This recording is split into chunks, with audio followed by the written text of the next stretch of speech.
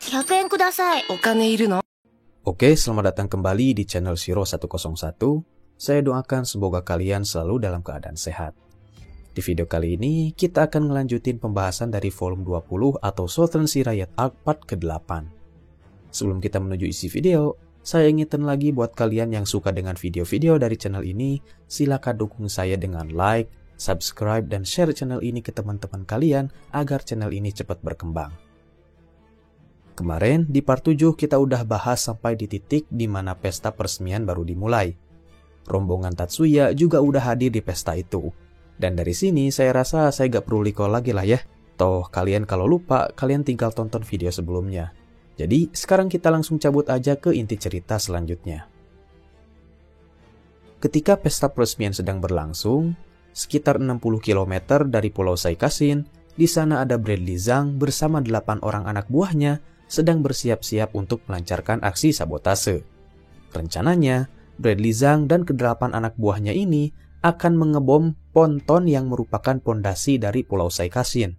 Kebetulan Pulau Saikasin ini adalah pulau apung dan bukan pulau reklamasi ya. Makanya pondasi Pulau Saikasin ini pakai sejenis ponton atau tongkang.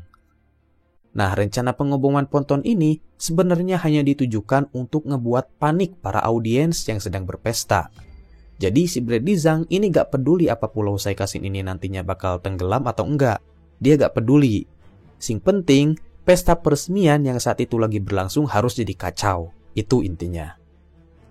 Bradley Zhang dan 8 anak buahnya akan menggunakan 5 torpedo sebagai kendaraan mereka. Dan setiap torpedo dikendarai oleh 2 orang, kecuali milik Bradley Zhang. Dia mengendalikan 1 torpedonya sendirian.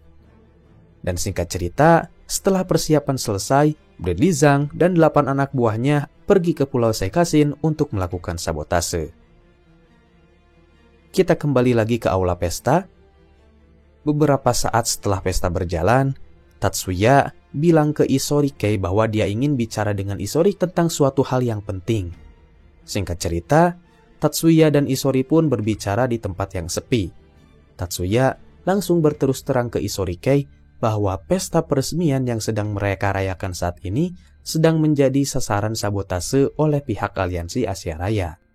Sontak, si Isorike itu langsung kaget sama gelisah gitu. Tapi Tatsuya langsung nenangin Isori bahwa pihak kemiliteran Jepang udah bersiap siaga untuk mencegah sabotase itu terjadi.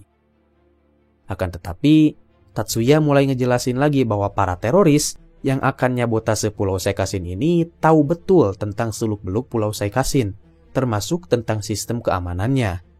Para teroris tahu bahwa sistem keamanan bawah air di Pulau Saikasin ini dilengkapi dengan sihir tipe ukiran yang merupakan keahlian klan Isori. Dengan kata lain, nantinya para teroris akan mengincar Isorike untuk dijadikan sandera plus dijadikan alat untuk membongkar sistem keamanan bawah air, yang mana sistem keamanan ini hanya bisa dibongkar oleh orang-orang dari klan Isori aja. Oleh karena itu, Tatsuya nyaranin agar Isorike dijaga sama seorang pengawal. Dan tentunya Tatsuya udah nyiapin si pengawal itu.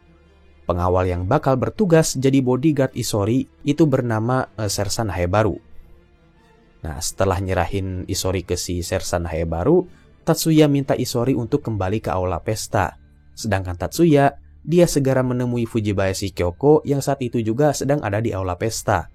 Tatsuya nanyain ke Kyoko perihal posisi musuh. Kyoko pun ngasih tahu Tatsuya bahwa musuh diperkirakan bakal tiba sekitar 5 menit lagi. Setelah nerima informasi itu, Tatsuya langsung pamit ke Miyuki dan teman-temannya buat ninggalin pesta dengan alasan ada pekerjaan. Ya, pekerjaan itu tak lain adalah bertarung melawan Bradley Zhang dan anak buahnya yang akan nyerang Pulau Saikasin.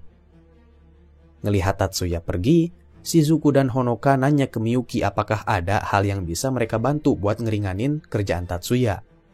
Miyuki ngejawab sambil senyum bahwa kalau Shizuku dan kawan-kawan ingin ngebantu Tatsuya dengan bersikap tenang dan tidak panik, itu udah lebih dari cukup untuk ngebantu Tatsuya. Sementara itu, sekitar 1 km di sebelah barat Pulau Saikasin, Lu Gangfu bersama Chen Xiangsan udah siap siaga menunggu kedatangan musuh. Lu Gangfu saat itu udah siap tempur sambil mengenakan zirah macannya yang bernama Armor of the White Tiger. Melihat kesiapan Lu Gangfu, Chen Xiangshan langsung memerintahkan Lu Gangfu untuk menyerang musuh. Dan saat itu juga Lu Gangfu langsung menyelam ke dalam laut tanpa bantuan tabung oksigen. Meski tanpa tabung oksigen, Lu Gangfu masih bisa dengan leluasa bernapas di dalam air. Ini dikarenakan di sekitar tubuh Lu Gangfu dilapisi oleh sebuah layer dari udara yang memberikan suplai oksigen bagi si Lu Gangfu. Singkat cerita, Lu Gangfu yang saat itu berada dalam air menghampiri musuh yang sedang menaiki torpedo. Satu persatu torpedo musuh ditendang oleh Lu Gangfu dan tubuh mereka terpental dari dalam air menuju ke permukaan. Tubuh-tubuh musuh yang udah dikalahin Lu Gangfu pun diamankan oleh anak buah Chen Xiangshan di sebuah speedboat. Dan beberapa saat kemudian, Yanagi bersama Tatsuya juga udah sampai di lokasi pertempuran. Yanagi saat itu datang menggunakan sebuah speedboat yang dinahkodai oleh Higaki Joseph. Sedangkan Tatsuya, dia datang menggunakan hydrocycle. Sesampainya di lokasi, Yanagi langsung terjun ke permukaan air dengan santainya. Tapi anehnya, dia nggak tenggelam. Yanagi berjalan di atas air seolah-olah dia berjalan di atas tanah kayak di anime Naruto. Gak perlu basa-basi, Yanagi langsung ngeluarin rangkaian aktivasi sihir di tangannya dan dia langsung ninju permukaan air. Seketika dua orang teroris yang ada di dalam air pun meceleng, langsung terpental dan mereka jatuh tepat di atas speedboat yang Yanagi bawa. Satu persatu para teroris pun dikalahin dengan mudah. Lu Gangfu saat ini gak lagi berhadapan dengan para teroris yang lemah. Tapi saat ini dia lagi ngelawan bos musuh yaitu si Brad Bizang. Dan pertarungan di antara mereka berdua ini bisa dibilang sangat sengit. Di lain sisi, Tatsuya yang saat itu pengen turun tangan, tiba-tiba dikagetin sama sebuah hydrocycle yang ngeluncur tiba-tiba dari belakang Tatsuya. Dan ternyata orang-orang yang naik hydrocycle itu adalah kakak-kakak kelas Tatsuya, yaitu si Kirihara, Sawaki, dan juga Hattori. Tatsuya kaget dengan kedatangan kakak-kakak kelasnya itu. Dia nanya kenapa kakak-kakak kelasnya ini malah datang ke tengah laut. Kirihara ngejawab dengan nada penuh semangat bahwa dia gak mau Tatsuya bersenang-senang sendirian. Jadi dia datang bersama Sawaki dan Hattori untuk ngebantu Tatsuya. Tatsuya sontak langsung kaget.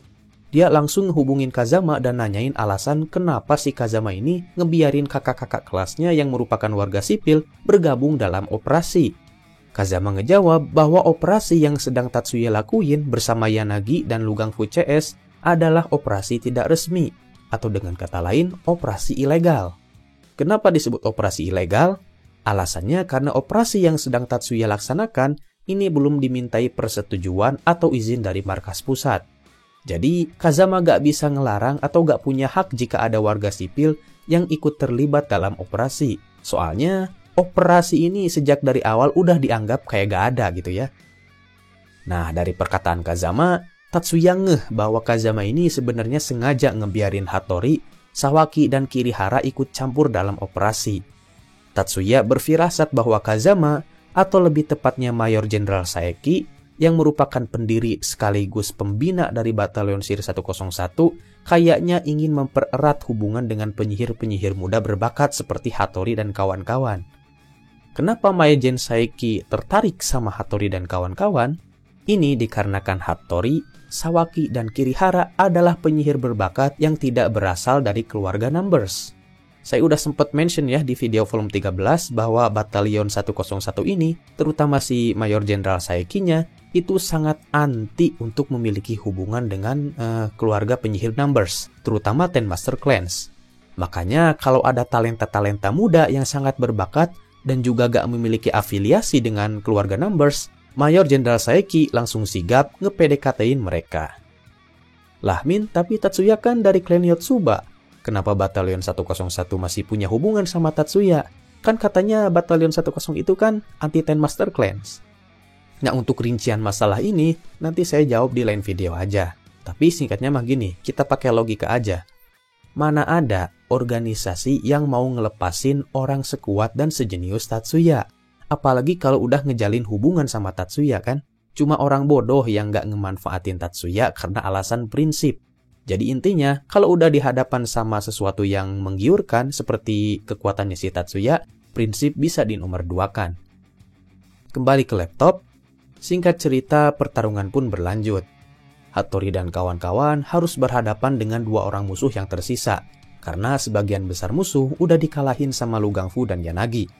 Hattori dan kawan-kawan berhasil ngalahin dua teroris yang tersisa dengan sedikit susah payah. Alasannya, karena kedua teroris ini cenderung berdiam diri di dalam air, dan mereka ngelancarin serangan dari dalam air juga. Makanya Hattori dan kawan-kawan cukup kesulitan karena mereka belum pernah ngelawan musuh yang nyerang dan bertahan dari dalam air. Di lain sisi, pertarungan paling sengit jatuh pada Lu Gangfu versus Bradley Zhang. Pertarungan mereka ini benar-benar pertarungan yang tingkatnya jauh berbeda dengan pertarungan-pertarungan sebelumnya.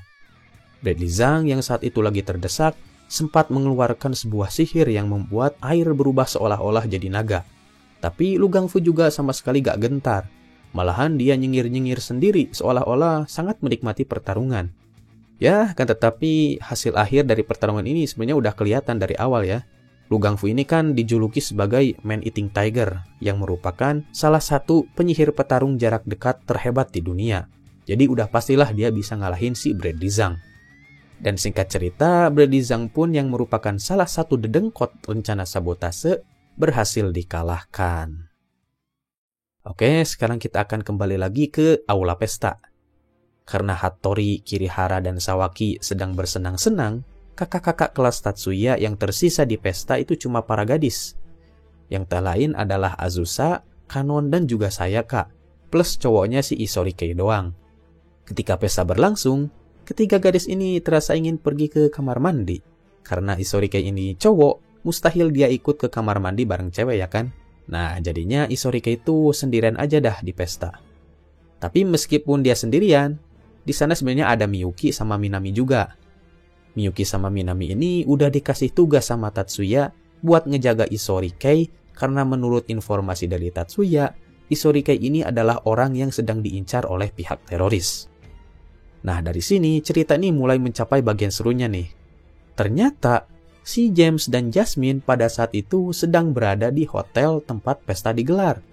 James dan Jasmine saat itu ingin pergi menyusup ke ruang kontrol untuk mensabotase dan mengacaukan pesta dari ruang kontrol. Tapi ternyata apes di ruang kontrol itu ada si Kazama. Nyali James dan Jasmine pun langsung ciut. Mereka tahu Kazama itu bukan orang yang bisa mereka tandingi, makanya mereka mundur. Dan karena di ruang kontrol itu ada Kazama, Jasmine mutusin untuk kembali ke rencana awal mereka, yaitu menculik Isorikei dan menjadikannya sebagai sandera. Si James mas setuju-setuju aja, soalnya daripada harus berhadapan sama Kazama, masih mending nyulik si Isorikei, lebih gampang. Setelah mereka berdua sepakat untuk menyandra Isorikei, tiba-tiba si Jasmine dan James ngelihat Azusa, Kanon, sama Sayaka sedang pergi menuju kamar mandi. James dan Jasmine tahu bahwa ketiga gadis itu adalah teman-teman dari Isorikei. Nah, dari sini, pikiran licik mereka pun muncul. Seolah ngedapetin rejeki nomplok, Jasmine mulai berencana buat nyandra salah seorang dari ketiga gadis itu. Dan nantinya, si gadis yang disandra tadi itu bakal dijadiin perantara buat mancing si Isorikei. Tapi sebelum melancarin aksi penyanderaan, James dan Jasmine sudah mengira-ngira kekuatan dari ketiga gadis kakak kelas Tatsuya ini. James tahu bahwa gadis yang memiliki teknik bela diri yang mumpuni itu cuma ada satu orang, yaitu si Mibu Sayaka. Sedangkan Azusa dan Kanon, James nganggap mereka ini gak berbahaya sama sekali. Jadi diremehin ya. Nah, singkat cerita, James bersembunyi di luar kamar mandi. Sedangkan Jasmine memasuki kamar mandi untuk melancarkan rencananya. Ketika Jasmine masuk, Azusa, Kanon, dan Sayaka saat itu lagi pakai make up. Nah, saat lagi asik-asik make up, mereka terkejut karena mereka bisa ketemu lagi sama si Jasmine. Sayaka masih bisa ngenalin si Jasmine meskipun Jasmine udah ngerubah penampilannya gitu ya. Tapi setelah Sayaka menyapa Jasmine, Jasmine pun langsung nodongin pisaunya ke leher Kanon. Di sini Jasmine mulai ngancem-ngancem dan nyuruh para gadis buat nyerahin Isorikei jika mereka ingin Kanon selamat. Kanon di sini sempat berontak ya, karena dia gak mau Isorikei yang tak lain adalah pacarnya buat nurutin kemauan si Jasmine. Beberapa saat kemudian, Isorikei pun tiba-tiba datang dan mulai berdialog bersama Jasmine. Isorikei bilang jika Jasmine ingin dirinya, dia harus ngelepasin Kanon terlebih dahulu. Tapi Jasmine nolak. Jasmine tahu bahwa seorang pelayan di belakang Isori itu bukanlah orang biasa. Jasmine minta si pelayan untuk menjauh dari Isori. Terus Isori harus nyerahin dirinya cepet-cepet supaya Kanon tidak terluka. Mau gak mau, Isori Kei pun patuh dan dia bersedia mengikuti Jasmine. Beberapa saat sebelum Isori Kei mengikuti Jasmine dan James, sosok yang diremehkan oleh James dan Jasmine, yaitu Azusa, dengan inisiatif mengeluarkan sihir terlarang miliknya, yaitu Azusa Yumi. Sihir Azusa Yumi ini adalah sihir psychic interference yang menyebabkan kesadaran seseorang terfokus kepada suatu hal dan melupakan hal yang lain. Nah, saat itu, Azusa ngebuat Jasmine dan James terfokus pada suatu bunyi. Akibatnya, kesadaran James dan Jasmine jadi fokus mikirin tentang apa dan dari mana bunyi itu berasal.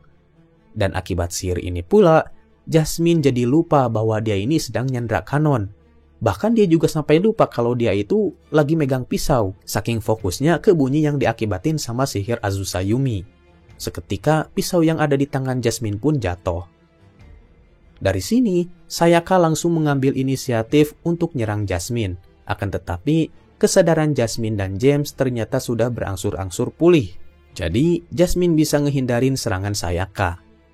Karena mereka meremehkan Azusa, James dan Jasmine sadar bahwa misi penyanderaan Isori Kei pun jadi gagal. Dan dari situ, mereka pun mutusin untuk segera kabur. Kelompok Isori Kei tidak mengejar James dan Jasmine. Mereka berusaha nenangin Kanon yang saat itu terus-terusan nangis. Di sini Kanon nangis bukan karena dia ketakutan ya, tapi dia ngerasa bahwa dirinya udah jadi penyebab Isori Kei terjerumus dalam bahaya. Ya singkatnya, keadaan kakak-kakak kelas Tatsuya ini aman terkendali lah ya. Sementara itu, James dan Jasmine yang saat itu udah kehabisan akal untuk melakukan sabotase, mau gak mau harus melakukan langkah paling berbahaya. Jasmine akan mengaktifkan sihir ozon layer miliknya dan meracuni semua orang yang ada di pesta dengan gas ozon. Jasmine dan James tahu bahwa konsekuensi dari tindakan ini, Australia akan dikecam oleh seluruh dunia karena dianggap telah ngelakuin tindakan yang lebih berbahaya dan lebih kejam dari tindakan terorisme. Kan tetapi apa boleh buat? Sedari awal misi sabotase ini sebenarnya udah mustahil dilakuin. Jadi mau gak mau, Jasmine dan James harus melakukan tindakan yang ekstrim. Sebelum mengaktifkan sihir ozon layer, James dan Jasmine memilih untuk berpindah posisi ke ruangan yang lebih dekat ke pelabuhan, sehingga mereka bisa langsung kabur jika sihir ozon layer berhasil diaktifkan oleh Jasmine. Setelah sampai di sebuah ruangan yang dekat dengan pintu keluar, Jasmine mulai mengaktifkan sihir ozon layer, sementara James dia bertindak sebagai pengawal atau penjaga Jasmine. Akan tetapi, beberapa saat kemudian, Jasmine merasa heran kenapa sihirnya gak kunjung-kunjung aktif. Dia ulangi sekali lagi dan masih aja sihir ozon layernya ini gak aktif-aktif. James sampai gak percaya gitu Jasmine gak bisa ngaktifin sihir ozon layer. Padahal selama dia bertahun-tahun bersama Jasmine, dia belum pernah ngelihat sosok Jasmine yang gagal ngaktifin sihir ozon layer. Tapi apa dikata, Jasmine benar-benar gak bisa ngaktifin sihir andalannya itu. Seolah-olah kekuatan sihirnya menghilang seketika. Ketika James dan Jasmine dalam keadaan bingung, Miyuki bersama Minami dan Cheng Xiansan muncul dari belakang Jasmine dan James. James dan Jasmine terkejut melihat kedatangan Miyuki dan kawan-kawan. Miyuki ngejelasin bahwa Jasmine tidak kehilangan kekuatan sihirnya. Akan tetapi, Jasmine hanya tidak bisa mengaktifkan sihirnya karena dia sudah dalam pengaruh suatu teknik milik klan Yotsuba yang bernama Gatekeeper. Singkatnya, Gatekeeper ini adalah suatu teknik yang mencegah seorang penyihir memanipulasi Eidos karena rangkaian sihir di alam bawah sadar mereka terblokir oleh suatu rangkaian sihir yang lain. Well, intinya, si penyihir jadi gak bisa ngaktifin sihirnya kalau masih dalam pengaruh teknik Gatekeeper. Dan mereka jadi gak jauh beda layaknya manusia biasa saat dalam pengaruh teknik Gatekeeper ini. Lebih-lebih, Jasmine dan James mereka juga berada dalam pengaruh teknik Ghostwalker milik Chen Xiangsan. Sehingga, jikalau teknik Gatekeeper tidak bekerja, Jasmine tidak akan bisa mengaktifkan sihir ozon layer karena dia gak bisa memasukkan koordinat lokasi yang tepat karena dia sedang dalam pengaruh sihir Ghostwalker. Jasmine hanya bisa tertawa dan dia pun sadar ternyata sedari awal dia hanya menari-nari di telapak tangan lawannya. Dia pun pasrah dan mengakui kekalahannya. Sebenarnya Gatekeeper ini adalah sihir unik ciptaan Tatsuya ya. Tapi Miyuki sengaja bilang teknik ini milik klan Yotsuba supaya kecurigaan dari Chen Xiangsan dan juga pihak Australia tidak berfokus ke Tatsuya. Setelah itu, Miyuki pun mengaktifkan sihirnya untuk membekukan James dan Jasmine. Miyuki bilang bahwa mereka gak akan mati, tapi mereka akan tertidur di dalam es itu untuk beberapa waktu. Chen Xiangsan yang saat itu ngelihat Miyuki ngaktifin sihir pembekunya hanya bisa tersenyum ngeri karena dia pernah juga ngerasain dibekuin sama Miyuki. Dan singkat cerita, misi penumpasan teroris pun berakhir dengan kesuksesan. Oh iya, by the way, Tatsuya gak hanya masang teknik gatekeeper ini ke Jasmine aja ya, tapi Tatsuya juga masang teknik gatekeeper ini ke si James. Makanya sampai akhir pun si James juga gak bisa melakukan perlawanan karena dia juga gak bisa ngaktifin sihir. Terus untuk kapan Tatsuya ngaktifin sihir gatekeeper? Tatsuya ngaktifin sihir gatekeeper ini ketika dia habis pulang dari distrik perbelanjaan, sehabis mergokin James dan Jasmine. Untuk pembahasan tentang teknik gatekeeper, nanti saya bakal jelasin di lain video aja, soalnya teknik ini masih bakal dibahas di arc-arc selanjutnya, jadi saya kira bahasnya ini sambil berjalan aja. Oke, sekian dulu untuk video kali ini, dan sekarang kita akan masuk ke sesi Saweria. Seperti biasa, saya ucapin banyak-banyak terima kasih buat kalian yang udah donasi, karena berkat kalianlah saya masih bisa bertahan untuk terus upload video-video terbaru. Oke, langsung aja. Yang pertama ada dari Silver. Update terus bang, jangan kendor-kendor. Siap, selama saya punya waktu luang dan badan yang sehat, saya akan terus usahain upload. By the way, terima kasih sawerannya. Terus ada dari VJ Daniel. Lanjut. Oke bro, dan terima kasih atas sawerannya. Next ada dari Ojol Payung. Sehat selalu kan bikin konten. Siap bro, makasih banyak buat doanya dan juga sawerannya. Dan terakhir ada dari Podcast Menyesal. Semangat terus bro update-nya. Siap bro, dan makasih banyak juga buat sawerannya. Oke, mungkin segitu aja dulu, dan buat kalian yang juga pengen ikut donasi bisa langsung cus ke link yang udah saya sediain di deskripsi atau di kolom komentar. Akhir kata, terima kasih juga buat kalian-kalian yang udah nonton video ini sampai habis, dan sampai jumpa di video berikutnya.